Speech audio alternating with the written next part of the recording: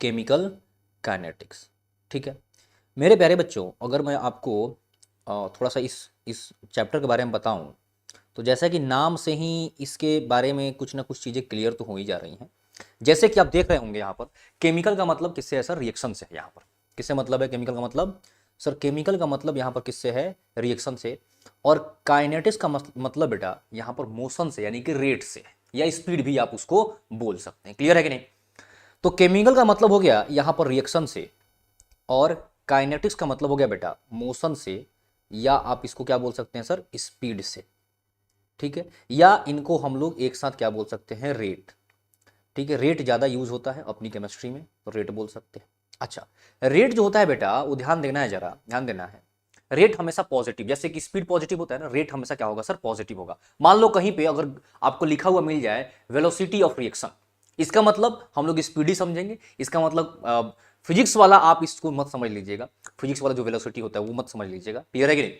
जैसे उसमें direction change होता है ना, तो साइन चेंज हो जाता है। यहाँ पर वैसा कुछ नहीं है, यहाँ पर सिर्फ मैग्नीट्यूड का मतलब है। तो सर रेट यहाँ पर बोलेंगे तो रेट, किसी भी चीज का आप रेट मेजर करो ना, तो रेट हमेशा टाइम के रिस्पेक्ट में मेजर होता है। किसी भी चीज का कोई भी चेंज हो रहा है किसके रिस्पेक्ट में? टाइम के रिस्पेक्ट में, तो हम लोग क्या बोलते हैं? उसको रेट ही बोलते हैं। क्लियर है कि नहीं? तो मेरे प्यारे बच्चों, रिएक्शन में जो है क्या चेंज हो रहा है जरा बताओ?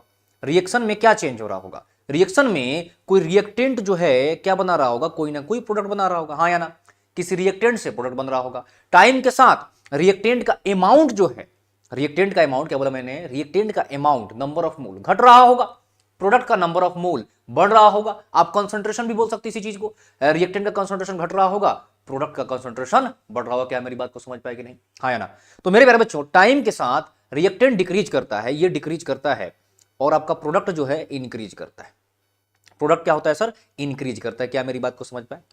रिएक्टेंट डिक्रीज करेगा, प्रोडक्ट क्या होगा सर? इंक्रीज करेगा। यानी कि हम लोग बोल सकते हैं कि रिएक्टेंट जो है डिसअपीयर हो रहा है। ये क्या हो रहा है सर? डिसअपीयर हो रहा है। और प्रोडक्ट जो है अपना क्या हो रहा है सर? ये अपीयर हो रहा है। समझ में आ रहा है कि नहीं? मेरे प्यारे बच्चों, मैंने बोल दिया टाइम के साथ रिएक्टेंट क्या हो रहा है? डिक्रीज कर रहा है, तो इसको क्या बोलेंगे सर? ये डिसअपीयर हो रहा है, गायब हो रहा है। और प्रोडक्ट क्या हो रहा है सर? अपीयर हो रहा है, यानी कि फॉर्म हो रहा है। डन है कि नहीं? तो मेरे प्यारे बच्चों, अब जरा ध्यान दीजिएगा, अगर इसके लिए रेट मैं बोलना चाहूं, किसके लिए? रिएक्टेंट के लिए, तो मैं इसके रेट को, मेरे प्यारे बच्चों, मैं इसके रेट को बोलूंगा रेट ऑफ डिसअपीयरेंस।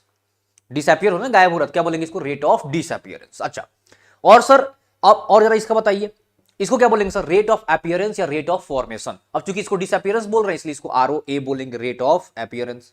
अच्छा सर, लिखेंगे कैसे जरा बताइए? मेरे प्यारे बच्चों जरा ध्यान दीजिएगा, अभी जस्ट मैंने आपको बताया कि रेट जो होता है, रेट क्या है? किसी भी चीज का change with respect to time. यहां पे रेट को हम लोग दो तरीके से मेजर कर सकते हैं। कैसे कैसे सर? आप बोल सकते हो कि रेट जो है मैं मेजर करूंगा सर कंसंट्रेशन का change with respect to time. Concentration का change with respect to time. क्या मेरी बात को समझ पाए कि नहीं? ये बात ध्यान देना है कि रेट हमेशा क्या होगा सर? पॉजिटिव होगा। क्लियर है? अच्छा, या आप ये भी बोल सकते हैं कि मैं इसको प्रेशर के टर्म में मेजर करूंगा। चलिए, कोई दिक्कत नहीं है, आप क्या कर सकते हैं? इसको प्रेशर के चेंज के टर्म में भी आप इसको मेजर कर सकते हैं विथ रिस्पेक्ट टू टाइम। अच्छा, अगर आप कंसंट्रेशन के टर्म में बेटा मेजर करेंगे, कंसंट्रेशन के टर्म में, तो इसकी यूनिट क्या आएगी? इसकी यूनिट आएगी, ध्यान दीजिएगा जरा, मोल पर लीटर, और मान लो टाइम का यूनिट सेकेंड है तो पर सेकेंड। यही आएगा ना? हाँ या ना? इसका क्या आ जाएगा सर? ये आ जाएगा ATM पर सेकेंड। मेरी बात को समझ गए? हाँ या ना? मेरी बात को समझ गए? अगर मान लो रेट कहीं पे ATM पर सेकंड में दिया, इसका साफ साफ मतलब क्या होगा कि सर प्रेशर के टर्म में मेजर कर रहे हैं। और अगर मोल पर लीटर के टर्म में दिया है, तो क्या कर रहे हैं सर? हम लोग उसको कंसंट्रेशन के टर्म में मेजर कर रहे हैं। डन, बहुत बढ़िया सर। लिखेंगे कैसे? अब जरा ध्यान दीजिएगा, यहां पर थोड़ा सा आपको ये गौर करने की जरूरत है कि अगर आप मेरे प्यारे बच्चों, अगर आप रेट ऑफ डिसअपीयरेंस लिख रहे हो, क्या लिख रहे हो? Rate of disappearance. किसके लिए होता है सर रेट ऑफ डिसअपीयरेंस? हमेशा ध्यान रखिएगा, रिएक्टेंट के लिए होगा। कैसे लिखेंगे? रेट ऑफ डिसअपीयरेंस के लिए हमेशा एक नेगेटिव साइन लगाते हैं, ताकि आपकी जो वैल्यू है ओवरऑल क्या हो जाए? पॉजिटिव हो जाए। क्लियर है कि नहीं? मैंने क्या बोला? रेट हमेशा क्या होगा सर? रेट हमेशा मेरे प्यारे बच्चों पॉजिटिव होगा, यह बात का ध्यान रखना है, हमेशा पॉजिटिव होगा। तो रेट ऑफ डिसअपीयरेंस की वैल्यू चूंकि नेगेटिव आती है, अगर आप निकालते हैं फाइनल माइनस इनिशियल, फाइनली क्या हो रहा है? रिएक्टेंट कम हो रहा है ना, तो फाइनली कम माइनस बड़ा, पहले ज्यादा था तो नेगेटिव आएगा। तो उस नेगेटिव को काउंटर करने के लिए हम लोग अपनी जेब से क्या कर देते हैं? एक नेगेटिव साइन लगा देते हैं। तो rate of disappearance is equal to, जैसे मान लो कि हम लोग रिएक्टेंट की बात करें, तो क्या लिखेंगे जरा बता दो? रिएक्टेंट के लिए क्या लिखेंगे जरा बता दो? तो चेंज इन कंसंट्रेशन की बात हो रही है, तो रिएक्टेंट का कंसंट्रेशन अपॉन टाइम। मेरी बात को समझ पाएगी नहीं? हाँ या ना? इसी तरीके से अगर आप लिखना चाहें रेट ऑफ अपीयरेंस, तो इसमें कोई नेगेटिव साइन लगाने की जरूरत है ही नहीं, क्योंकि फाइनली क्या हो रहा है, ज्यादा है, इनिशियली कम है, तो ज्यादा माइनस कम कोई फर्क नहीं पड़ता, पॉजिटिव ही आएगा वो। क्लियर हुआ कि नहीं? तो मेरे प्यारे बच्चों, यहां पर मैं क्या कर दूंगा, delta P upon delta T, product का change in concentration upon time. Pressure दिया है तो प्रेशर टर्म में भी लिख लीजिएगा, कोई दिक्कत की बात नहीं है। अच्छा मेरे प्यारे बच्चों, अब यहां पर एक क्वेश्चन और भी आता है कि सर क्या रेट ऑफ डिसअपीयरेंस और रेट ऑफ अपीयरेंस से काम चल जाएगा? नहीं, ओवरऑल रिएक्शन के लिए हमें मेजर करना होता है रेट ऑफ रिएक्शन। क्या करना होता है sir? Rate of reaction measure करना होता है। ये क्या चीज है मेरे प्यारे बच्चों? रेट ऑफ रिएक्शन को ध्यान दीजिएगा जरा, क्या बोला मैंने? रेट ऑफ रिएक्शन को हम लोग क्या बोलते हैं? रेट ऑफ रिएक्शन को हम लोग सिंपली आरओआर बोलते हैं, या सिर्फ आर से डिनोट करते हैं। तो कहीं पे अगर सिर्फ आर लिखा है, मतलब क्या समझ जाएंगे हम लोग, पूरे रेट ऑफ रिएक्शन की बात करी जा रही है, पूरे रिएक्शन के रेट की बात करी जा रही है। सर ये क्या होता क्या है? अगर आपको टेक्निकली टर्म में समझाएं, प्रैक्टिकल बात बताएं, तो रेट ऑफ रिएक्शन का मतलब हो गया जो सबसे स्लोएस्ट रेट ऑफ डिसअपीयरेंस या रेट ऑफ अपीयरेंस होगा, वही क्या कहलाएगा सर? Rate of reaction. क्या मेरी बात को समझ पाए कि नहीं? हाँ या ना? क्लियर है? चलिए ये ध्यान रखना है, सबसे स्लोएस्ट वाले रेट ऑफ डिसअपीयरेंस है अपीयरेंस को क्या बोलते हैं हम लोग? रेट ऑफ रिएक्शन बोलते हैं। अच्छा जी, बहुत बढ़िया। अच्छा मेरे प्यारे बच्चों, अब जरा ध्यान से सुनते चलिएगा मेरी बात को, एकदम ध्यान से सुनते चलना है, सुनते चलो। जैसे कि अगर मैं यहां पर लिखूं आर, कैसे लिखूंगा सर?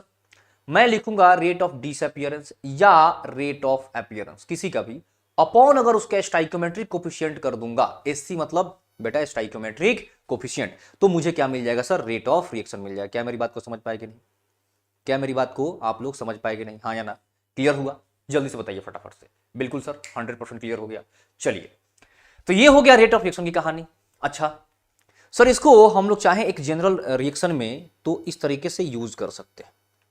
क्या कर सकते हैं सर? एक जनरल रिएक्शन में ऐसे यूज कर सकते हैं। ध्यान दीजिएगा जरा, कैसे?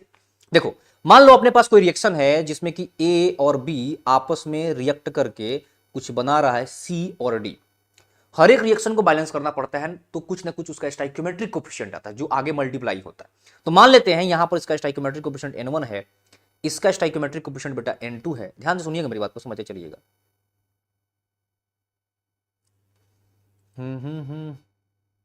आजा भाई, देख रहे हो कभी कभी बहुत परेशान करता है। हाँ, क्लियर है?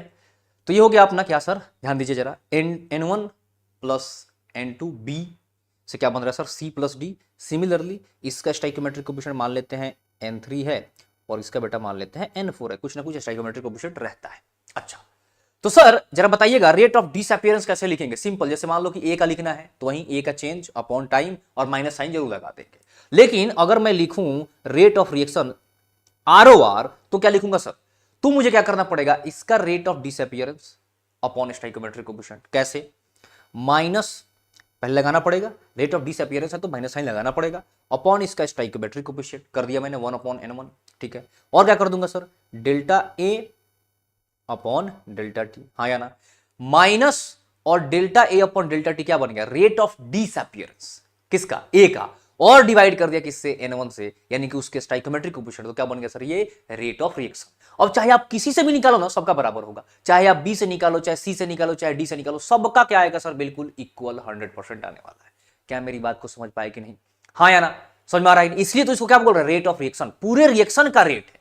अच्छा, अगर मैं बी के लिए निकालू तो कैसे लिखूंगा सर? जब बताइए तो बी के लिए कैसे लिखूंगा? सिमिलरली बी भी क्या है? बी भी क्या है मेरे प्यारे बच्चों? एक सेकेंड बेटा, आ जाइए फटाफट से, ध्यान दीजिएगा। तो -1 upon n1 upon delta A upon delta T हो गया। इज इक्वल टू क्या लिखूंगा सर? इज इक्वल टू क्या लिखूंगा? -1 upon n2 delta B upon delta T. Clear है कि नहीं? इज इक्वल टू क्या लिखूंगा? अब किधर आ गए हम लोग? अपना रिएक्टेंट की कहानी कंप्लीट हो गई ना। अब कहां पर आ गए सर? प्रोडक्ट की तरफ। तो प्रोडक्ट वाले में आपको नेगेटिव साइन लगाने की जरूरत नहीं है, आपको ऑलरेडी पता है। ठीक है, तो क्या लिखेंगे सर? जरा बताइए तो 1 upon n3 delta C upon delta T. हाँ या ना? इज इक्वल टू क्या लिख दूंगा sir? 1/n4 delta D upon delta T. क्या मेरी बात को समझ पाए कि नहीं, हाँ या ना? बिल्कुल बेसिक सा ये फॉर्मूला है, सबको पता रहता है। इसका फायदा ये है कि मान लो अगर ए का मुझे पता है तो मैं क्या कर लूंगा, बी का कैलकुलेट कर लूंगा, या सी का कर लूंगा, या तो डी का कर लूंगा। क्लियर है कि नहीं? इसलिए ये यूज होता है।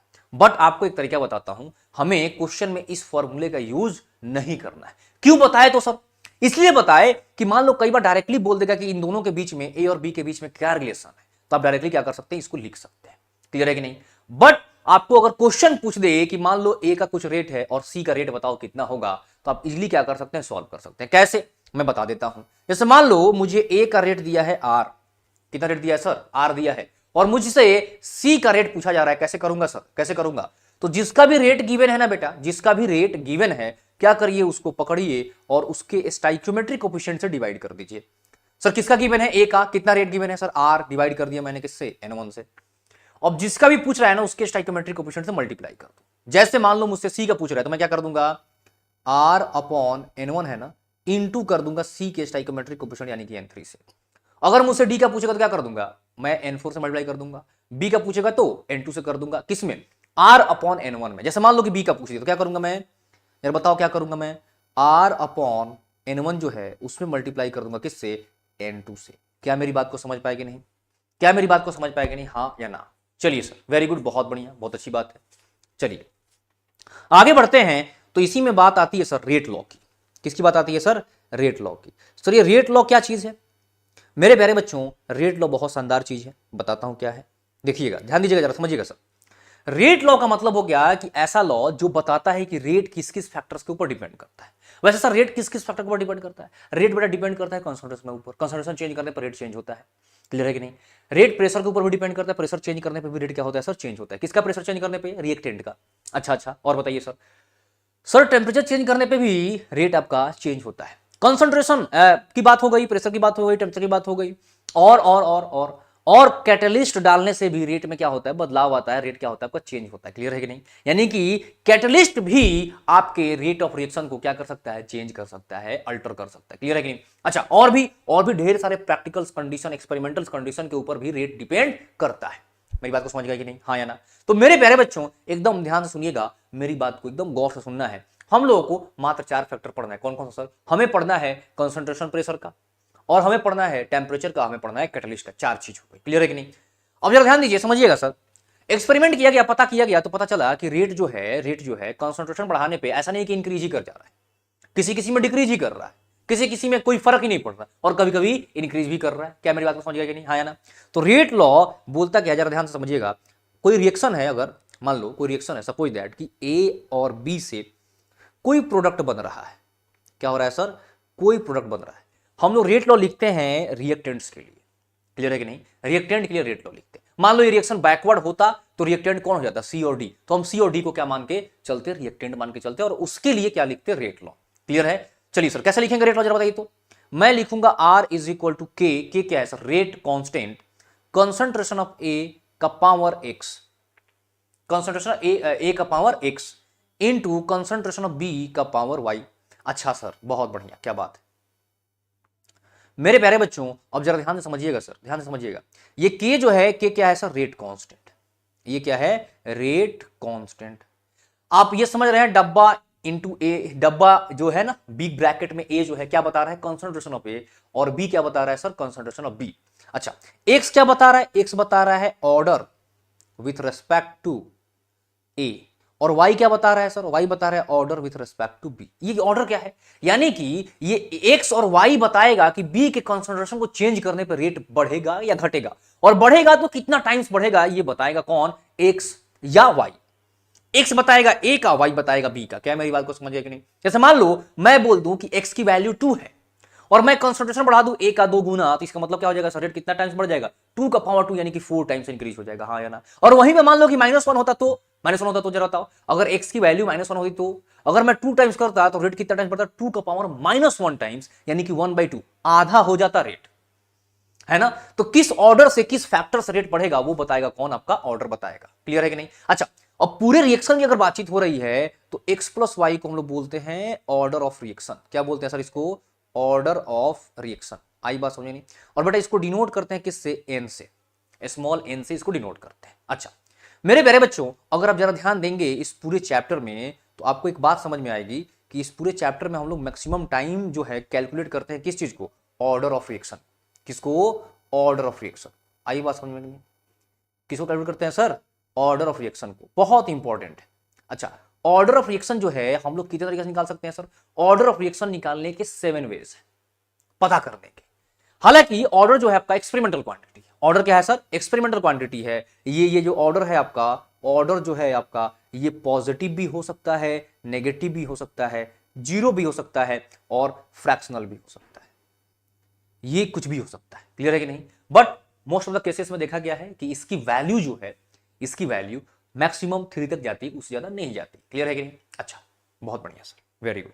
पॉजिटिव, नेगेटिव, जीरो कुछ भी हो सकता है। एक्सपेरिमेंट ही एक तरीका है जिससे क्या कर सकते हैं, ऑर्डर निकाल सकते हैं। बट कुछ कुछ ऐसे तरीके हैं जिससे ऑर्डर हम लोग पता कर सकते हैं, क्वेश्चन अगर दिया रहेगा तो। क्या क्या तरीका है सर? सबसे पहला तरीका है बेटा आपके पास, सबसे फर्स्ट वेज है वो है यूनिट ऑफ के। यूनिट ऑफ के कैसे सर, कैसे यूनिट ऑफ के? मेरे प्यारे बच्चों, यूनिट ऑफ के ध्यान दीजिएगा, समझिएगा जरा। यूनिट ऑफ के आप लोगों को पता है कितना होता है, जरा बताइए। यूनिट ऑफ के होता है मोल का पावर 1 माइनस एन, लीटर का पावर बेटा n-1 और पर सेकेंड। मोल का पावर 1 माइनस एन, लीटर का पावर n-1 और पर सेकेंड। अब जरा मैं अगर आपसे बात कर लूं यहीं पे तुरंत के तुरंत लगे हाथ कि सर जरा मुझे जीरो ऑर्डर के लिए जरा बताइए, जीरो ऑर्डर के लिए। तो जरा देखिएगा, जीरो ऑर्डर के लिए क्या करना पड़ेगा, मुझे n is equal to zero put करना पड़ेगा। n is equal to zero put करना, जरा पुट करिए जीरो, कितना आ जाएगा? ये क्या आ जाएगा, जीरो पुट करने पे मोल आ जाएगा। ये क्या आ जाएगा सर, लीटर के पावर -1 और पर सेकेंड। तो क्या आने वाला है, यूनिट आ जाएगा, यूनिट मोल पर लीटर पर सेकेंड। अच्छा सर, फर्स्ट ऑर्डर के लिए जरा बताइए तो क्या हो जाएगा? ऑर्डर अगर 1 हो जाए तो क्या हो जाएगा? 1 पुट कर दीजिए, ये 1-1 जीरो, ये भी 1-1 जीरो, क्या आ जाएगा सर, पर सेकेंड। क्या मेरी बात को समझ पाए कि नहीं? इसी तरीके से अगर मैं बोल दूं आपके लिए सेकेंड ऑर्डर बताइए जरा, तो n इज इक्वल टू 2 हो जाएगा। जरा बताइए फटाफट से कैसे होगा, 2 पुट करिए, 2 पुट करिए तो 1-2 पर मोल लीटर है ना, 2-1 लीटर पर सेकेंड। क्या लिख सकते हैं इसको? इसको लिख सकते हैं लीटर पर मोल पर सेकेंड। ये हो गया अपना किसके लिए सर, सेकेंड ऑर्डर रिएक्शन के लिए। ये हो गया अपना ऑर्डर। क्लियर है कि नहीं, ऑर्डर ऑफ रिएक्शन। क्या मेरी बात को समझ गए? जल्दी से जरा फटाफट से मुझे बता दीजिए, क्या ये बात आपको समझ में आ गई? ऑर्डर, तो ऑर्डर से आप देख करके यूनिट देख कर देखो ना, सबका यूनिट अलग अलग है। एन पुट करोगे यूनिट अलग हो जाएगी, सबकी यूनिट अलग अलग है। एक ऑर्डर डिफरेंट, यूनिट के की डिफरेंट। अगर मान लो के का यूनिट दिया हुआ है कुछ 2.5 इंटू 10 का पावर -2 पर सेकेंड, इसका मतलब क्या है सर, ऑर्डर ऑफ रिएक्शन जो है फर्स्ट। क्या है, फर्स्ट। अच्छा सर, दूसरा तरीका क्या है? सर दूसरा तरीका क्या है जरा बताइए तो फटाफट से। मेरे प्यारे बच्चों, सेकेंड जो वेज है, सेकेंड जो तरीका है पता करने का, सेकेंड, वो है एलिमेंट्री रिएक्शन। वो क्या है सर, एलिमेंट्री रिएक्शन। मेरे प्यारे बच्चों, एलिमेंट्री रिएक्शन उस रिएक्शन को बोलते हैं जिसमें जो रिएक्शन एक ही स्टेप में कंप्लीट होता है। किसको बोलते हैं सर, इसको सिंगल स्टेप रिएक्शन को हम लोग क्या बोलते हैं, सिंगल स्टेप रिएक्शन को एलिमेंट्री रिएक्शन बोलते हैं। नाम से भी समझ में आ रहा है, एलिमेंट्री बहुत छोटा सा रिएक्शन। ठीक है, एलिमेंट्री रिएक्शन में क्या होता है सर, एलिमेंट्री रिएक्शन में जरा ध्यान दीजिएगा, मेरी बात को समझिएगा। जो मॉलिक्यूलरिटी होती है, क्या बोला मैंने, जो मॉलिक्यूलरिटी होती है उसी के बराबर क्या बन जाता है, ऑर्डर। अब ये सर मॉलिक्यूलरिटी क्या चीज है सर, जरा मॉलिक्यूलरिटी बताइए क्या चीज है? मेरे प्यारे बच्चों, मॉलिक्यूलरिटी का मतलब हो गया, जैसे मान लो अपने पास ए और बी, ये दो रिएक्टेंट है, आपस में रिएक्ट करके कुछ प्रोडक्ट बना रहे हैं, तो कितने मॉलिक्यूल एक साथ पार्टिसिपेट कर रहे हैं, वही क्या है, मॉलिक्यूलरिटी। कितने मॉलिक्यूल है सर, 2 मॉलिक्यूल, तो मॉलिक्यूलरिटी कितनी आ जाएगी सर, इसकी मॉलिक्यूलरिटी कितनी आ जाएगी, एम की वैल्यू 2। तो ऑर्डर भी कितना आ जाएगा सर, इसका ऑर्डर भी आ जाएगा 2। तो सर इसका रेट लो क्या ऐसे लिख सकते हैं क्या, are is equal to K, A का पावर 1 और बी का पावर 1। जी हाँ, बिल्कुल 100% लिख सकते हैं। क्या मेरी बात को समझ गया कि नहीं, हाँ या ना? अच्छा जरा बताइए सर, मान लीजिए कि 2a + b हो जाए तो क्या मैं लिख सकता हूं और मैं बोल दूं कि ये रिएक्शन जो है एलिमेंट्री रिएक्शन है, तो क्या मैं इसका बोल सकता हूं कि सर मॉलिक्यूलरिटी 3 है? कैसे, 2 इसका और 1 इसका, 3। अच्छा ऑर्डर कितना हो जाएगा सर, ऑर्डर कितना हो जाएगा मेरे प्यारे बच्चों, ऑर्डर भी 3 हो जाएगा। और रेट कैसे लिख सकते हैं, आर इज इक्वल टू के, जो स्टोइकियोमेट्रिक कोएफिशिएंट है वही क्या बन जाएगा एलिमेंट्री रिएक्शन के लिए, उसका ऑर्डर बन जाएगा। क्या मेरी बात को समझ पाए कि नहीं? अच्छा मेरे प्यारे बच्चों, एक बात का हमेशा ध्यान देना है आपको, ये जो मॉलिक्यूलरिटी है ना बेटा, ये थ्योरेटिकल कॉन्सेप्ट है। क्या है ये, थ्योरेटिकल कॉन्सेप्ट है, ये एक थ्योरेटिकल कॉन्सेप्ट है। क्या मेरी बात को समझ गए, ये एक थ्योरेटिकल कॉन्सेप्ट है, क्लियर है? अच्छा, ये थ्योरेटिकल कॉन्सेप्ट है, साथ साथ में ये नंबर ऑफ क्या बता रहा है, मॉलिक्यूल, नंबर ऑफ मॉलिक्यूल। तो ये कभी भी जीरो नहीं हो सकता, ये कभी भी जीरो नहीं हो सकता, can not be zero, zero, negative और फ्रैक्शनल, फ्रैक्शनल, ठीक है। और इसकी मैक्सिमम वैल्यू जो है, मैक्सिमम वो कितनी होती है सर, 3।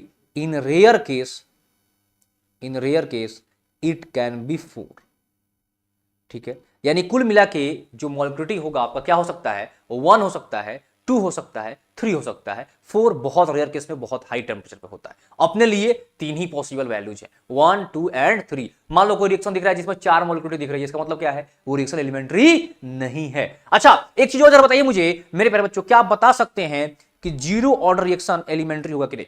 जीरो ऑर्डर रिएक्शन क्या एलिमेंट्री होगा? Zero order reaction can be elementary, can be elementary. जरा बताइए, यस और नो का आंसर दीजिए, बताइए जल्दी से फटाफट से, यस और नो। जीरो ऑर्डर रिएक्शन का मतलब क्या हो गया सर, कि इसकी मॉलिक्यूलरिटी आप बोलना चाह रहे हैं कि जीरो है, तो मॉलिक्यूलरिटी कभी जीरो हो सकता है, जरा बताओ, क्योंकि एलिमेंट्री रिएक्शन में ऑर्डर और मॉलिक्यूलरिटी दोनों क्या हो जाता है, सेम हो जाता है, तो कभी जीरो होगा नहीं, होगा ना, हाँ या ना? तो मेरे प्यारे बच्चों, आपको आंसर आपका क्या है कि सर इसकी मॉलिक्यूलरिटी कभी भी जीरो नहीं हो सकती, यानी कि एलिमेंट्री रिएक्शन, एलिमेंट्री रिएक्शन का कोई भी एलिमेंट जिस रिएक्शन का ऑर्डर जीरो है ना, वो कभी भी एलिमेंट्री हो ही नहीं सकता। क्या होगा सर? तो वो कॉम्प्लेक्स रिएक्शन होगा। कैसा रिएक्शन होगा सर? कॉम्प्लेक्स। अब इसको कॉम्प्लेक्स रिएक्शन किसको बोलते हैं? कॉम्प्लेक्स किसको बोलते हैं जरा बताइए सर? कॉम्प्लेक्स रिएक्शन किसको बोलते हैं जरा बताइए? तो जीरो ऑर्डर रिएक्शन क्या होगा सर? ऑलवेज कॉम्प्लेक्स रिएक्शन होगा, ऑलवेज क्या होगा सर? Complex reaction. मेरे प्यारे बच्चों, कॉम्प्लेक्स रिएक्शन किसको बोलते हैं? जिसमें जो, जैसे ये सिंगल स्टेप में हो रहा था ना, ये क्या हो? Multi step reaction. ये क्या हो सर? मल्टी स्टेप रिएक्शन, जो कई सारे स्टेप्स में हो, उसको क्या बोलते हैं सर हम लोग? Complex reaction. क्लियर है कि नहीं? ऑलवेज कॉम्प्लेक्स रिएक्शन होगा, क्लियर है। कौन सा reaction sir? Zero order reaction. क्या मेरी बात को समझ पाएगी नहीं?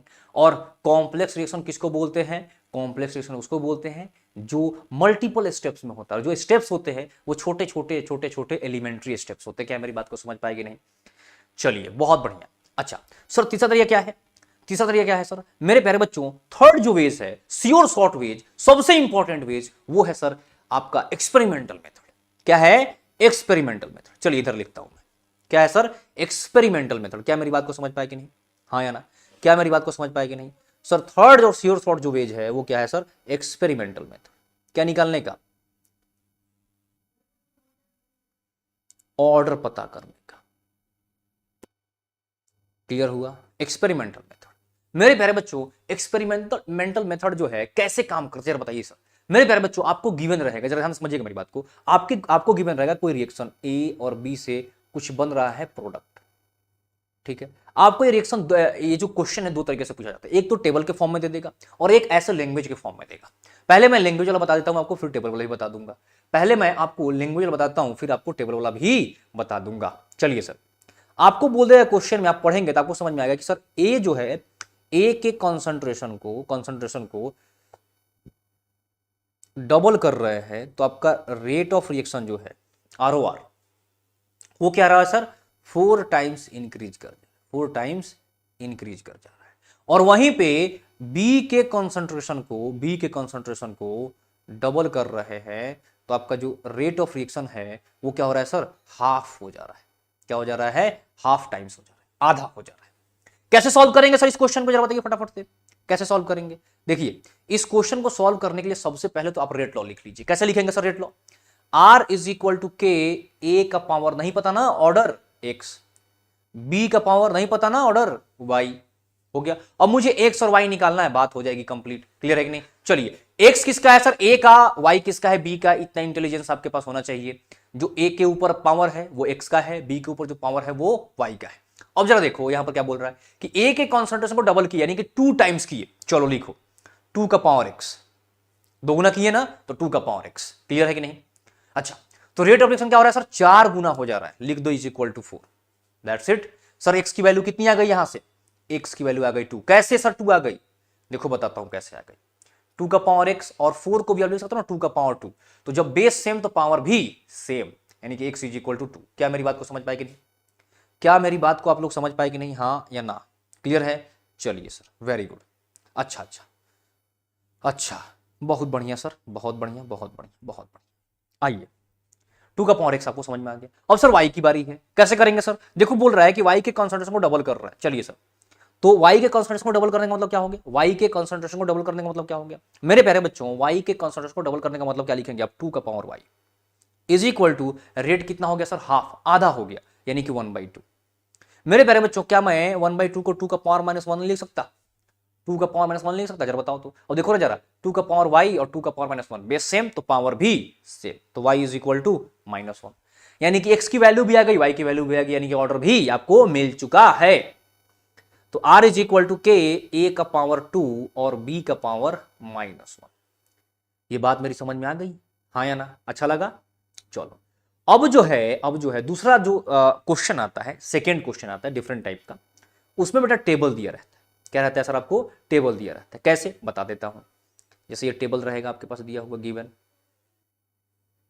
ठीक है, और इसमें कुछ एक्सपेरिमेंटल वैल्यूज दिए रहेंगे। क्या दिए रहेंगे सर? Experimental values.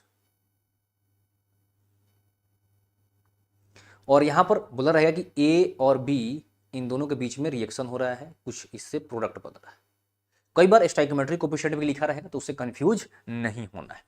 यहां पे एक्सपेरिमेंट का नंबर है, नंबर ऑफ एक्सपेरिमेंट, यहां पर कंसंट्रेशन ऑफ ए, यहां पर कंसंट्रेशन ऑफ बी, और यहां पर आर रहेगा। आर मतलब रेट ऑफ रिएक्शन, ठीक है? समझ में आ रहा है कि नहीं? यहां पर आर रहेगा। मेरे प्यारे बच्चों, ये एक्सपेरिमेंट है। अच्छा, फर्स्ट एक्सपेरिमेंट, पहले एक्सपेरिमेंट में इसका कंसंट्रेशन ए लिए, इसका बी लिए, रेट आर आया। ऐसे ही फॉर्मेट में रहेगा आपके पास, वहां पर वैल्यूज भी लिखी रह सकती है। 2a, ये b, ये हो गया 2r,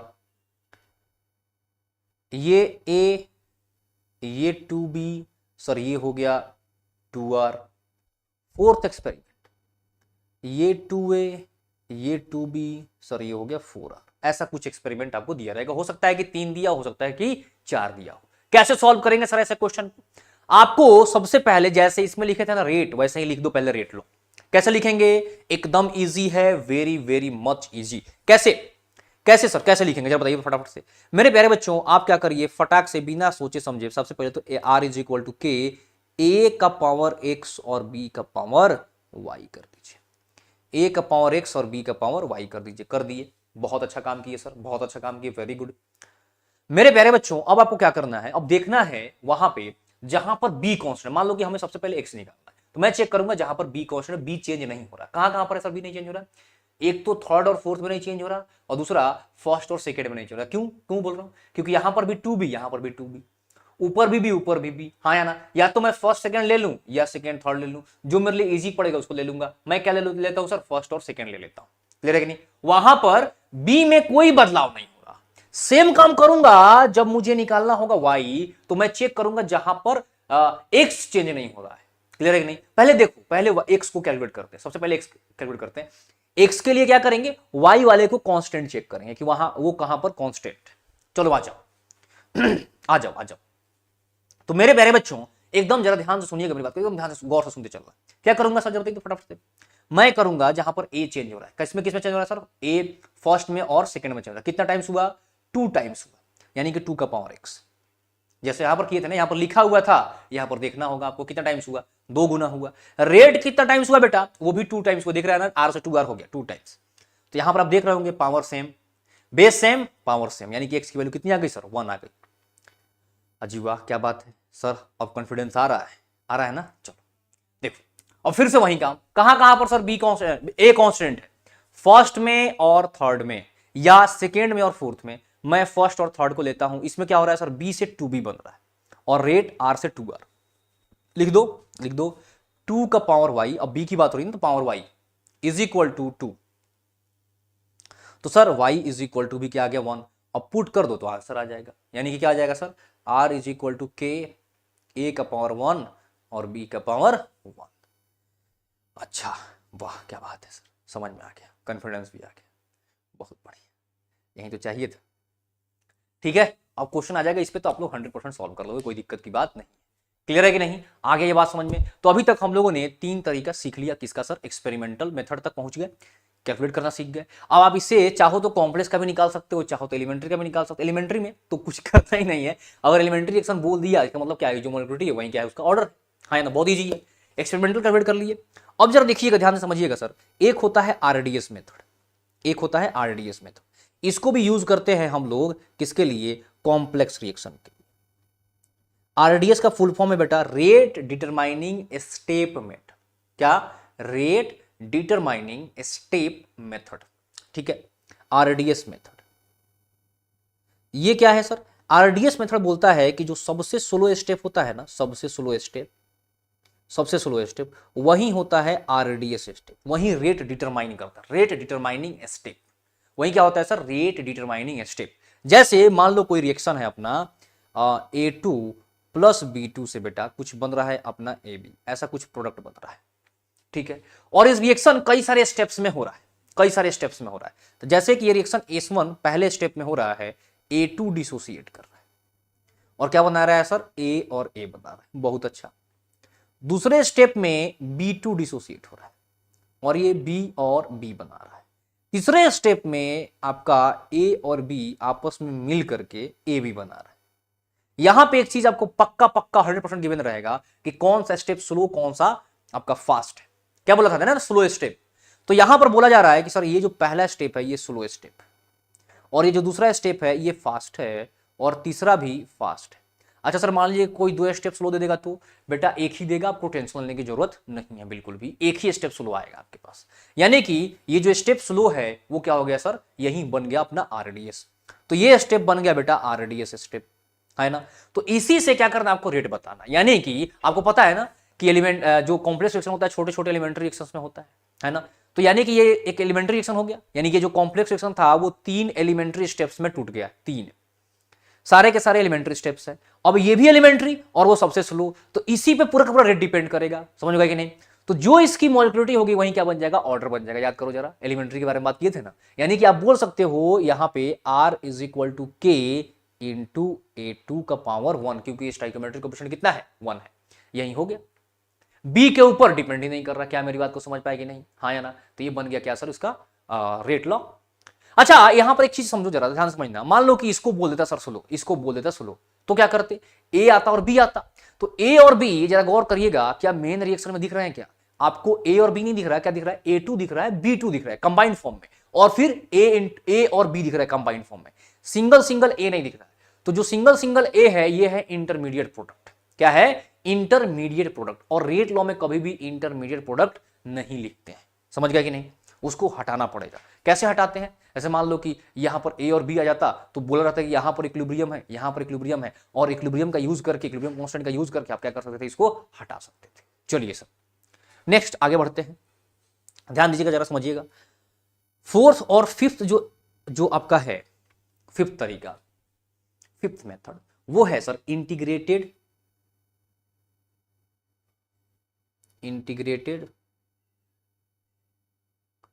rate law method, integrated rate equation method, rate equation. ठीक है सर, ये क्या चीज है? ये भी बहुत इजी चीज है भाई, ये भी बहुत आसान है, वेरी इजी। कैसे? बताता हूं कैसे, ध्यान देना है, समझना है थोड़ा सा अच्छे से। मेरे प्यारे बच्चों, इंटीग्रेटेड रेट इक्वेशन मेथड का मतलब हो गया, इंटीग्रेटेड रेट इक्वेशन मेथड का मतलब हो गया बेटा क्या? बताइए जरा, क्या हो गया मतलब? एक सेकंड दीजिए, बताता हूं। जैसे आपका जीरो ऑर्डर रिएक्शन, क्या है? Zero order reaction. मेरे प्यारे बच्चों, जीरो ऑर्डर रिएक्शन के लिए जो आपका इंटीग्रेटेड रेट इक्वेशन आता है वो क्या आता है sir? C is equal to C naught minus K T. क्या आता है? C is equal to C naught minus K T. I think कुछ लोगों को पता भी होगा, है ना? ये आता है इंटीग्रेटेड रेट इक्वेशन। यहीं पे अगर जाओगे ना, आप फर्स्ट ऑर्डर रिएक्शन से पूछोगे, किससे? फर्स्ट ऑर्डर रिएक्शन से, फर्स्ट ऑर्डर रिएक्शन से बेटा। तो इसका आता है, ध्यान दीजिएगा जरा, समझिएगा, इसका आता है K is equal to 1 upon T L N C naught by C. क्या आता है sir? K is equal to 1 upon T L N C naught by C. ये सबसे फेमस वाला है। जैसे जीरो ऑर्डर रिएक्शन का ये सबसे फेमस है, फर्स्ट का ये सबसे फेमस है। इसको आप चाहें तो सी के जैसे लिखे ना, C is equal to C naught minus K T, तो सी के टर्म में भी लिख सकते हो, बट इसका सी इज इक्वल टू पता है क्या आता है, इसका आता है C is equal to C naught E का पावर माइनस के टी, ऐसा आता है एक्सपोनेंशियल फॉर्म। समझ में आ रहा है कि नहीं, ये ऐसा आता है बेटा, क्लियर हुआ, चलो वेरी गुड। अच्छा एक चीज ध्यान देना है यहां पर, और भी ध्यान ये देना है बेटा कि ये जो आप लिखे हो ना इंटीग्रेटेड रेट इक्वेशन, ये ना सी नॉट अपॉन सी है, तो सी नॉट अपॉन सी की जगह पे आप चाहो तो आप लिख सकते हो नंबर ऑफ मोल भी, यानी कि आप ऐसे भी इस इक्वेशन को लिख सकते हो L N N naught upon N. Sir N naught क्या है, एन नॉट है इनिशियल मोल, क्या है एन नॉट, इनिशियल मोल, और एन क्या है सर, एन है फाइनल जो कि टाइम टी पे मोल है वो है, ठीक है। तो k इज इक्वल टू ऐसा हो गया। अच्छा आप k इज इक्वल टू, आप जैसे नंबर ऑफ मोल के टर्म में लिखे हो ना, आप प्रेशर के टर्म में भी लिख सकते हो, कैसे, 1/T ln P0/P, P0/P, क्या मेरी बात को समझ पाए कि नहीं, P0/P ऐसे भी आप इसको लिख सकते हो। अच्छा जी बहुत बढ़िया, ओके सर और कोई तरीका लिखने का, जी हाँ आप इसको चाहो तो मास के टर्म में भी लिख सकते हो, कहने का मतलब है आप इसको चाहें तो ऐसे भी लिख सकते हैं, बताता हूं।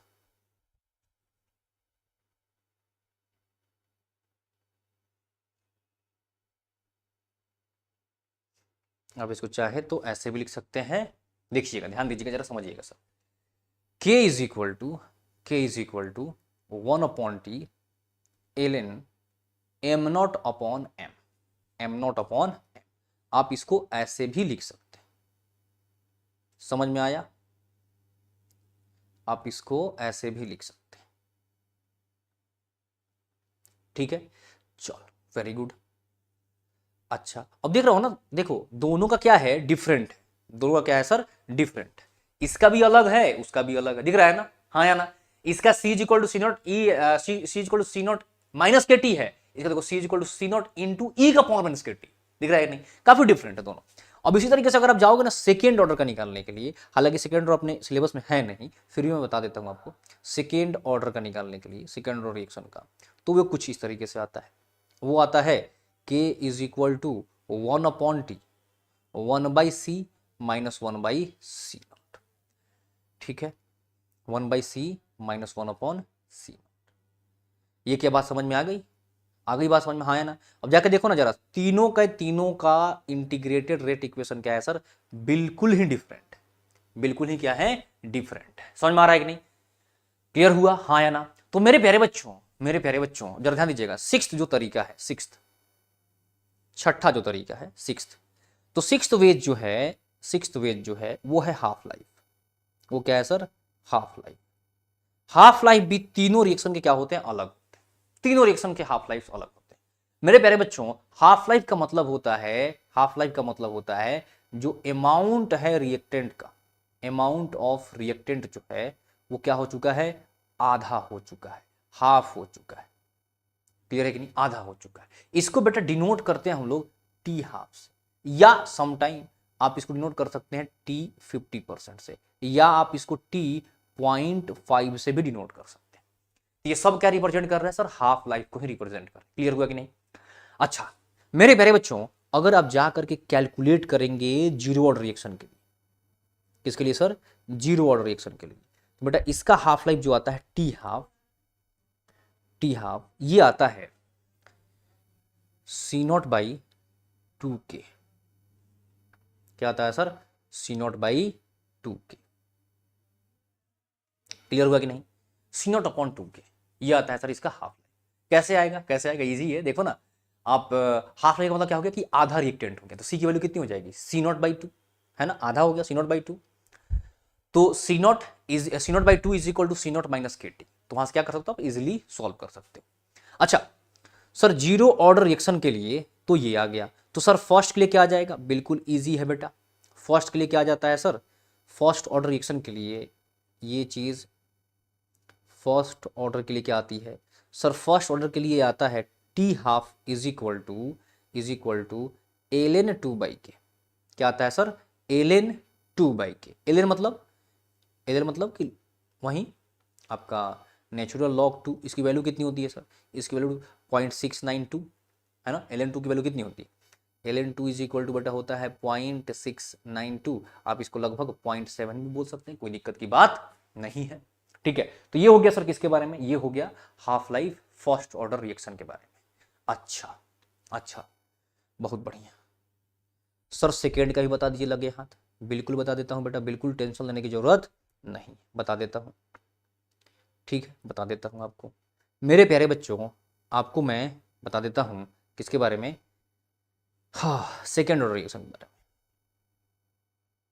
क्या हो जाएगा सर सेकेंड ऑर्डर का, जरा बताइए तो फटाफट से मेरे प्यारे बच्चों। सेकेंड ऑर्डर रिएक्शन का जो हाफ लाइफ है टी हाफ, क्या बोला मैंने, टी हाफ, वो कितना हो जाता है सर, वो होता है 1/k⁻, 1/k⁻। ठीक है, अच्छा अब एक बात देखो जरा, सबसे जो इंपॉर्टेंट बात है वो ये है इनका कि ये जो आपका जीरो ऑर्डर रिएक्शन है ना, इसका half life T half directly proportional किसके है सर, डायरेक्टली प्रोपोर्शनल है किसके, C0 के। फर्स्ट ऑर्डर का जाके देखो टी हाफ जो है कांस्टेंट है, देखो कहीं पे C0 आ रहा है, जरा देखो तो कहीं पे C0 आ रहा है, नहीं आ रहा है। इसका टी हाफ सर, इसका टी हाफ क्या है, इनवर्सली प्रोपोर्शनल है C0 के इनिशियल कंसंट्रेशन के।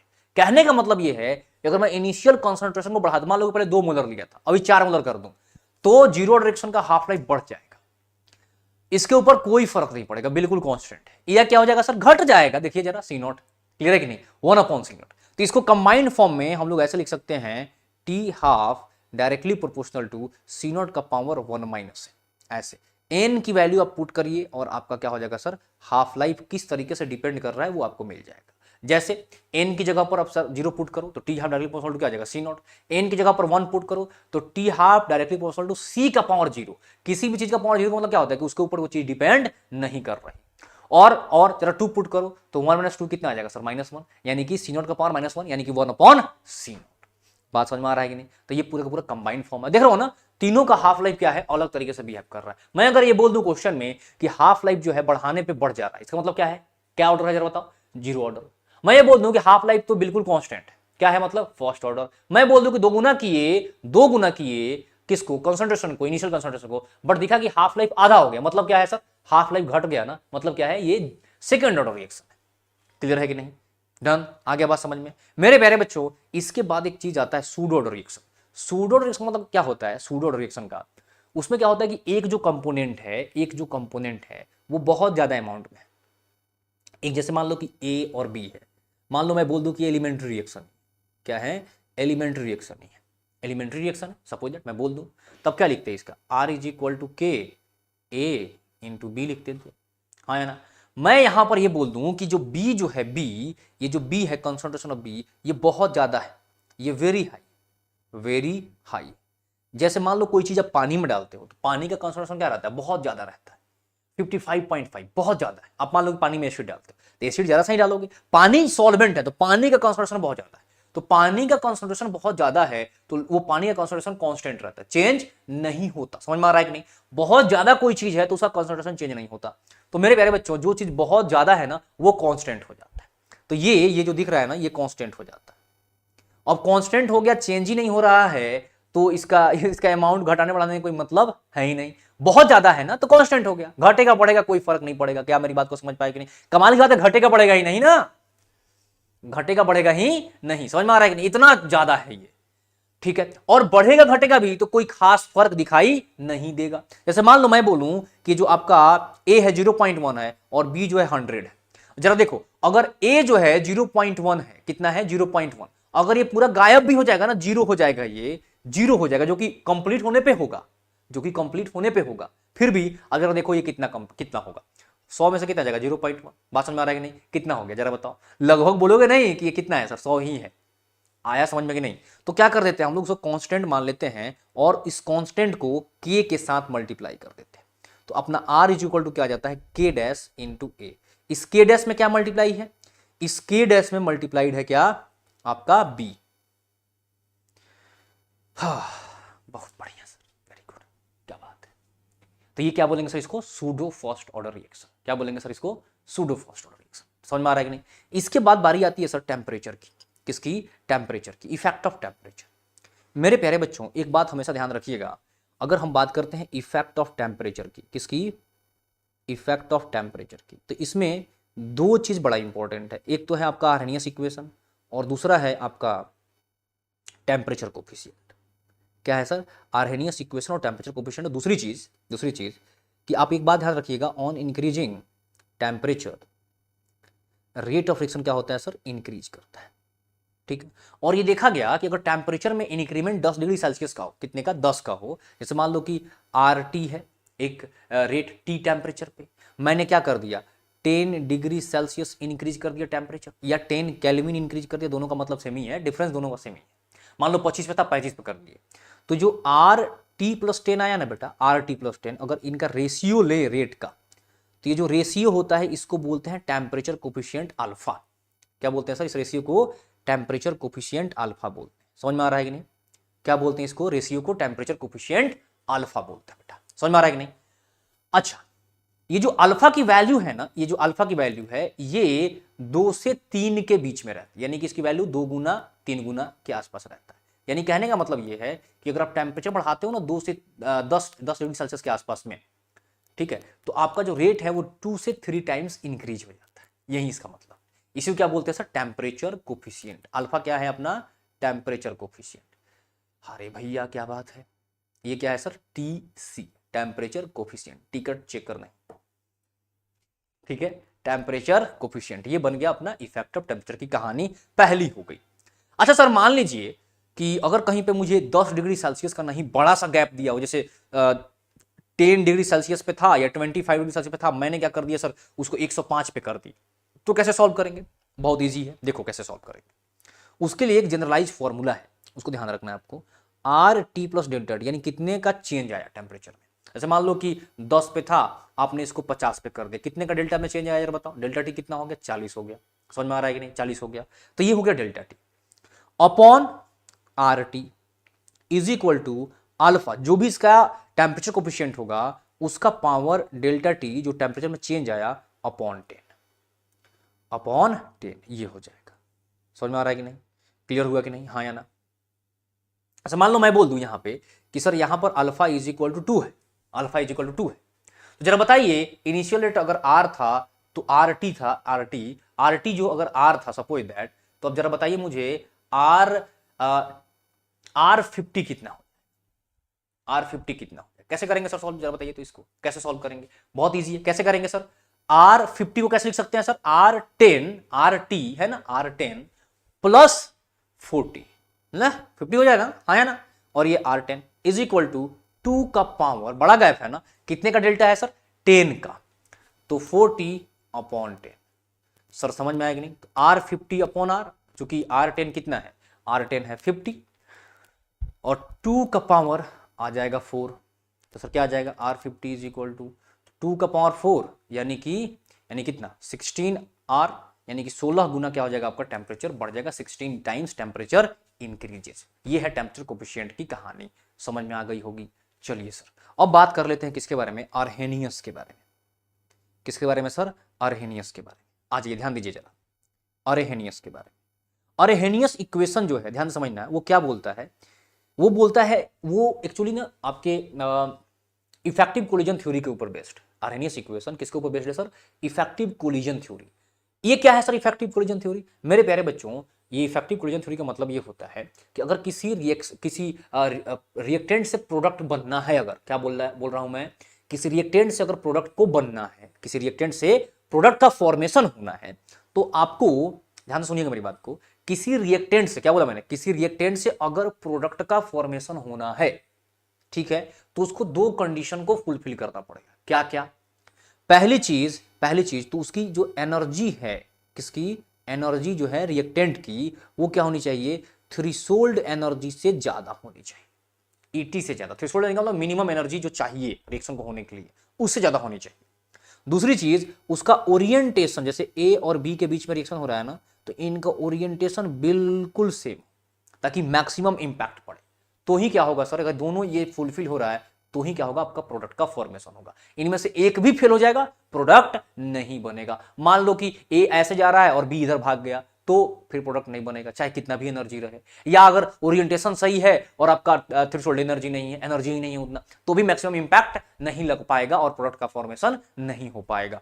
तो इसी को ये मैथमेटिकली ऐसे लिख सकते हैं हम लोग, K is equal to A E to the power minus E A upon R T, E to the power minus E A upon R T. क्या मेरी बात को समझ पाए कि नहीं? क्लियर हुआ?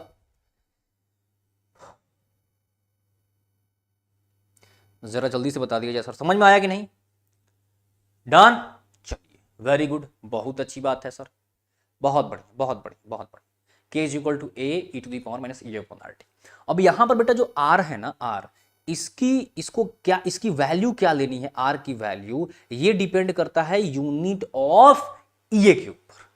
अगर मान लो कि एक्टिवेशन, E मतलब एक्टिवेशन एनर्जी, अगर E की यूनिट जूल में है, किसमें है? जूल में। एनर्जी, एक्टिवेशन एनर्जी जूल में, तो क्या करेंगे सर, मैं R की वैल्यू ले लूंगा कितना, वहीं 8.314 है ना ये वाला, या मैं ले लूंगा 25/3 ये ले लूंगा। और अगर R की E की वैल्यू कैलोरी में दिया, कैलोरी में, तो R इज इक्वल टू क्या रखेंगे? 2 रखेंगे। क्या मेरी बात को समझ पाए कि नहीं? हाँ या ना? पता कैसे चलेगा किस में दिया हुआ? ऑप्शन में या क्वेश्चन पढ़ करके समझ में आ जाएगा किस में दिया हुआ है, कैलोरी में दिया है या जूल में दिया है, उसी के हिसाब से आप R की वैल्यू पुट करिएगा। क्लियर है? अच्छा, इसका लॉगरिथमिक फॉर्म आप ऐसे लिख सकते हैं, ln K is equal to ln A minus E upon R T, दोनों तरफ लॉग ले लिया तो ये लॉगरिथमिक फॉर्म इसका आ जाएगा। क्या मेरी बात को समझ पाए कि नहीं? हाँ या ना? चलिए, बहुत अच्छी बात है, समझ में आ गया। डन है? लॉग में कन्वर्ट कर सकते हैं। ln को लॉग में कैसे कन्वर्ट करते हैं? मान लो कि ln A है तो 2.303 से मल्टीप्लाई कर देंगे तो लॉग बेस 10 पे कन्वर्ट हो जाता है ये, तो ऐसे ही कन्वर्ट कर लेना है इसको। समझ में आ रहा है? डन। इसके बाद क्या करते हैं सर? कैटलिस्ट पुट करते हैं, कैटलिस्ट डालते हैं तो भी क्या होता है सर? K की वैल्यू चेंज होती है। कैटलिस्ट डालने पे भी K की वैल्यू क्या होती है सर? चेंज होती है। डन है कि नहीं? वैसे टेम्परेचर चेंज करने पे सर, टेम्परेचर चेंज वाले अगर कॉन्सेप्ट को यहाँ पर यूज करेंगे तो बेटा जानते हो क्या हो जाएगा? ये जो दिख रहा है, ln K2 upon K1 is equal to ये आता है E A upon R 1 upon T1 minus 1 upon T2। समझ में आ रहा है कि नहीं? K1 हो गया T1 टेम्परेचर पे और K2 हो गया बेटा T2 टेम्परेचर पे। आप इस फॉर्मूले का भी यूज कर सकते हैं, हालांकि इस फॉर्मूले पे क्वेश्चन नहीं पूछता है, बहुत कैलकुलेटिव क्वेश्चंस बनते हैं, इसलिए क्वेश्चन में टाइम लगता है। इजी है क्योंकि सबकी वैल्यू दी हुई रहेगी, बट कैलकुलेटिव बहुत होता है, टाइम बहुत ज्यादा लगता है। क्या यहां तक बात समझ में आ गई? अगर मान लो कैटलिस्ट की बातचीत करी जाए, कैटलिस्ट भी क्या करता है सर? आपका रेट ऑफ रिएक्शन चेंज कर देता है। अगर मैं कैटलिस्ट की बात करूं,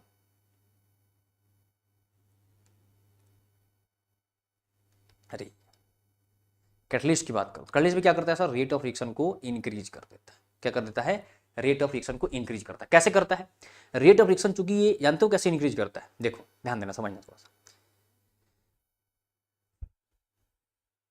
ये देखो, ये हो गया अपना एक वो ग्राफ हो गया। अच्छा, यहां पे मान लेते हैं कि ये रहा अपना रिएक्टेंट की एनर्जी, ये ER, ये जो दिख रहा है ना ये लाइन, ये एनर्जी ऑफ रिएक्शन, एनर्जी बता रहा है। इस लाइन को हम लोग बोलते हैं एनर्जी का लाइन, ठीक है। और इधर जो है रिएक्शन प्रोग्रेस का लाइन, यानी कैसे रिएक्टेंट से क्या बन रहा है, प्रोडक्ट बन रहा है। और इधर कहीं पे बेटा, इधर कहीं पे ये अपना प्रोडक्ट का फॉर्मेशन हो रहा है। तो ये जो दिख रहा है ना, ये जो इसके रिगार्डिंग जो एनर्जी दिख रही है, ये बोलेंगे कि हम लोग का ये प्रोडक्ट की एनर्जी है। अच्छा, और इस रिएक्शन को होने के लिए एक पार्टिकुलर लेवल का थ्रेशोल्ड एनर्जी चाहिए, तो ये हो गया अपना क्या? थ्रेशोल्ड एनर्जी, ET, ठीक है। अब जरा देखो, ये जो रिएक्टेंट है प्रोडक्ट में कैसे कन्वर्ट हो, जरा बताओ। एटलीस्ट ये इस एनर्जी ये जो गैप है उसको फुलफिल करे। तो ये जो गैप दिख रहा है ना बेटा, इस गैप को, ये जो गैप दिख रहा है, देखो ध्यान से सुनते चलो, ये जो गैप दिख रहा है ना, इस गैप को बोलते हैं हम लोग एक्टिवेशन एनर्जी। क्या बोलते हैं? Activation energy of forward reaction. समझ में आ रहा है कि नहीं? अच्छा जी, तो सर इस गैप को क्या बोलेंगे? इस गैप को क्या बोलेंगे? इस गैप को, जैसे अगर मान लो कि उल्टा करना है, मुझे प्रोडक्ट से रिएक्टेंट बनाना है, तो इतनी एनर्जी देनी पड़ेगी, जो गैप दिख रहा है ना, इतनी एनर्जी देनी पड़ेगी। इसको क्या बोलते हैं सर? इसको बोलते हैं activation energy of backward reaction.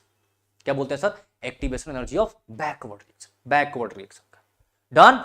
चलो, वेरी गुड। तो सर कैसे बनता है? ये जो है अपना भाई, ये कुछ इस तरीके से इसका ग्राफ आता है। आया समझ में कि नहीं? तो ये हो गया। अच्छा मेरे प्यारे बच्चों, एक बात का और ध्यान रखना है आपको, ये जो दिख रहा है ना आपको, ये जो दिख रहा है ये है आपका enthalpy of reaction delta H. Delta H is equal to E P minus क्या है, E R, energy of reactant minus energy of product. Clear है? या आप अगर चाहें इसको तो एक्टिवेशन एनर्जी के टर्म में भी लिख सकते हैं।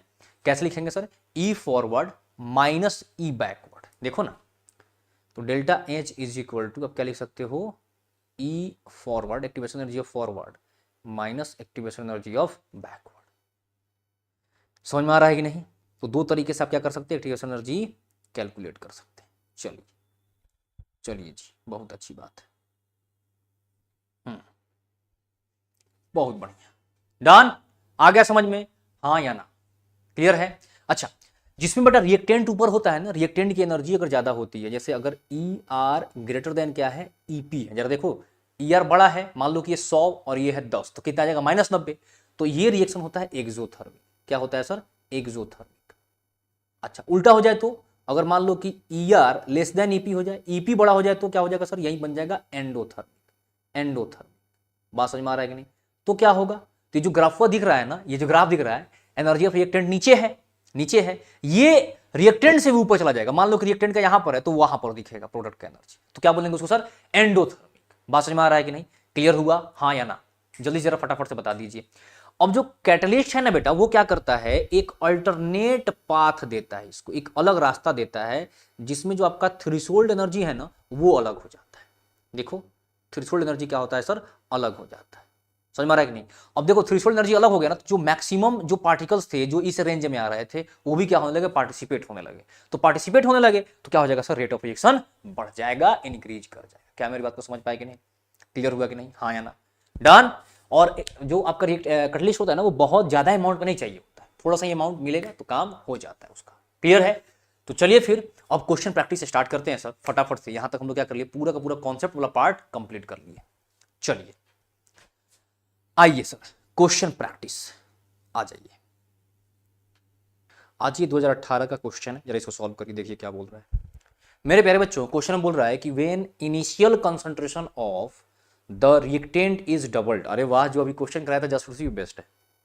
Initial concentration of reactant is doubled, half life period of zero order reaction, half life period of zero order reaction, जरा बता दो क्या होता है। मेरे प्यारे बच्चों, अभी जस्ट मैंने बताया था कि टी हाफ जो होता है जीरो ऑर्डर रिएक्शन का, क्या होता है sir, directly proportional to C naught होता है। यानी कि अगर इनिशियल कंसंट्रेशन आप बढ़ाएंगे, जितना बढ़ाएंगे उतना ही क्या हो जाएगा सर, हाफ लाइफ भी बढ़ जाएगा। आपने क्या किया, डबल किया है, तो हाफ लाइफ भी डबल हो जाएगा, यानी कि आंसर क्या आ जाएगा सर, 4th। क्लियर है? चलिए sir next question, next question फटाफट से जल्दी से। क्वेश्चन में sir, the half life period of first order reaction, the half life period of first order, किसकी बात कर रहा है सर, फर्स्ट ऑर्डर रिएक्शन की, 20 मिनट है। The time required to change concentration of reactant from 0.08 to 0.01, कितना होगा, कितना टाइम लगेगा इसको चेंज होने में, कहां से कहां तक सर, 0.08 से 0.01 मोलर। देखिए सर कैसे सॉल्व करेंगे इसको। मेरे प्यारे बच्चों, 0.08 को अगर मैं बोलूं कि फर्स्ट हाफ लाइफ में क्या हो जाएगा, तो आधा हो जाएगा, जितना है उतना हो जाएगा, हाँ या ना? और आप सभी लोगों को पता है कि फर्स्ट ऑर्डर रिएक्शन का हाफ लाइफ कांस्टेंट होता है। चलिए सर, तो कितना हो जाएगा सर, बताइए जरा जल्दी से फटाफट से। 0.4 हो जाएगा। अगले हाफ लाइफ में क्या हो जाएगा सर, ये 0.2 हो जाएगा। नेक्स्ट हाफ लाइफ में क्या हो जाएगा सर, 0.1 हो जाएगा। कितना हाफ लाइफ लगेगा, 1 2 3, तो 20 मिनट यहां पे, 20 मिनट यहां पे, और 20 मिनट यहां पे, 60 मिनट। मुझे मौखिक क्वेश्चन था, मुजबानी सॉल्व हो जाएगा, हाँ या ना? तो आंसर क्या आ जाएगा सर इसका, 60, है ना? आंसर क्या आ जाएगा सर, 60। क्लियर हुआ कि नहीं? चलिए sir next question, next question जल्दी से फटाफट से बताइए नेक्स्ट क्वेश्चन क्या हो, जल्दी जल्दी। बोल रहा है क्वेश्चन में, मेरे प्यारे बच्चों जरा ध्यान से देखिएगा क्वेश्चन को क्या बोल रहा है।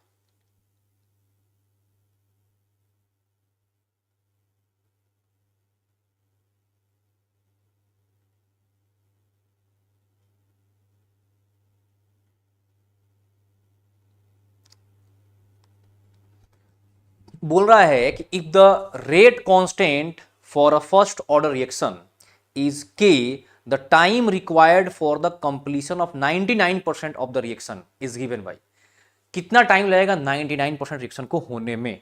फर्स्ट ऑर्डर रिएक्शन है, क्या है सर, फर्स्ट ऑर्डर रिएक्शन है, रेट कांस्टेंट के है, कितना टाइम लगेगा 99% होने में। कैसे सर सॉल्व करेंगे, सोचा बताइए फटाफट से।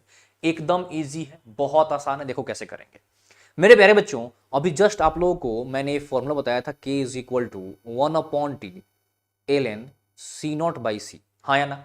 99% कंप्लीट होने में कितना समय लगेगा, कैसे करेंगे सर सॉल्व, बहुत इजी है, फटाक से सॉल्व हो जाएगा। देखो कैसे मेरे प्यारे बच्चों, क्या मैं इसको बोल सकता हूं कि t is equal to 1/k ln C0 को, अगर देखो जब भी परसेंटेज की बात आ जाए ना, C0 को 100 मान लो, C0 हो गया 100 अपॉन 99% कंप्लीट होना, 99% कंप्लीट होना। जैसे कि मैं अगर ये बोल दूं कि ये t 99% है, तो मैं पता है क्या करूंगा, मैं यहां पर 100 में से 99 को बेटा माइनस कर दूंगा। मैं 100 में से 99 क्या कर दूंगा सर, माइनस कर दूंगा। जरा बताइए तो कितना आ रहा है मेरे प्यारे बच्चों, 1/k ln ऊपर 100 और नीचे क्या आ जाएगा, 1 आ जाएगा। देखो जरा, हाँ या ना। तो ln 100 क्या आएगा सर, ln 100 जरा बताइए। देखो एकदम ध्यान से सुनते चलो, एकदम ध्यान से सुनते चलना है, एकदम ध्यान से क्या करते चलना है सर, सुनते चलना है। ध्यान दीजिए जरा सर, मैं ln 100 को अगर मैं इसको लॉग में कन्वर्ट कर दूं, किस में, लॉग में, तो क्या करना पड़ेगा मुझे, 2.303 से मल्टीप्लाई, और ये लॉग क्या हो जाएगा 100 अपॉन में क्या आ जाएगा सर, के, अपॉन में क्या आ जाएगा के।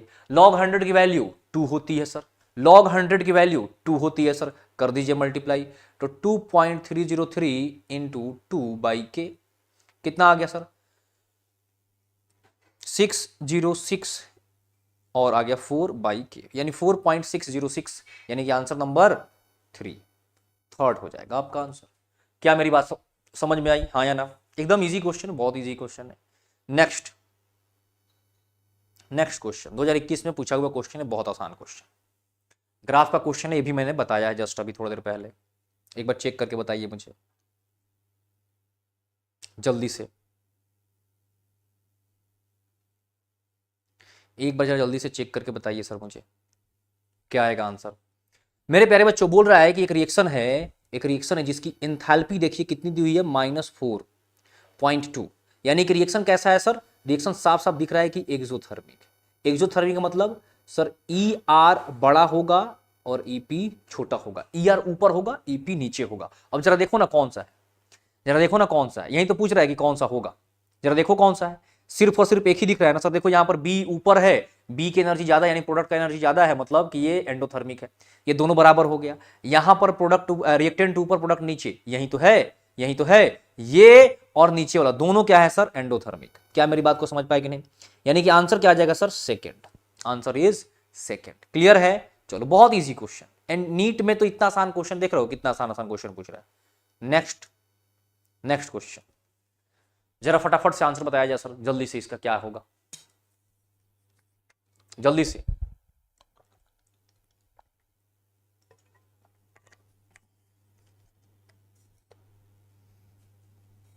क्या होगा जल्दी, क्या बोल रहा है, जरा बता दो फटाफट से, क्या बोल रहा है कि for reaction A to B the Arrhenius equation is given as log EK is equal to 4 minus 1000/t। तो आपको बताना है इसकी एक्टिवेशन एनर्जी, क्या बताना है, एक्टिवेशन एनर्जी किसमें सर, जूल पर मोल में, जूल पर मोल में क्या करना है, एक्टिवेशन एनर्जी बताना है। चलिए सर फटाफट से बताते हैं, कैसे करते हैं सर इस क्वेश्चन को सॉल्व, एकदम आसान है। log E और K दिया है ना, यानी कि यही तो ln A है, यही तो है ln, लॉग बेस ई को ही क्या बोलते हैं, ln, तो यानी कि ln k is equal to जो फॉर्मूला बताया था मैंने, ln a माइनस EA/RT, यही तो है। अब जरा देखो ऊपर क्या है सर, 1000/t, 1000/t की जगह पर क्या बोल सकते हैं, E/R, है ना। कंपेयर अगर करें तो इसको क्या बोल सकते हैं सर, देखो ना ln a की वैल्यू कितनी हो गई 4, और ये 1000 की वैल्यू क्या है सर, E/R और अपॉन टी अलग है, हाँ या ना। समझ पा रहे हो कि नहीं, मैं टी को अगर सेपरेट कर दिया तो जो ऊपर बच रहा है वो क्या है, E/R की ही तो वैल्यू है। तो मैं ये बोल दूंगा कि सर जो EA/R जो है वो कितना है सर, 1000। हमेशा एक बात ध्यान देना, एक्टिवेशन एनर्जी हमेशा देना पड़ता है, यानी कि पॉजिटिव वैल्यू होती है उसकी, एक्टिवेशन एनर्जी कभी भी नेगेटिव नहीं हो सकता, ठीक है।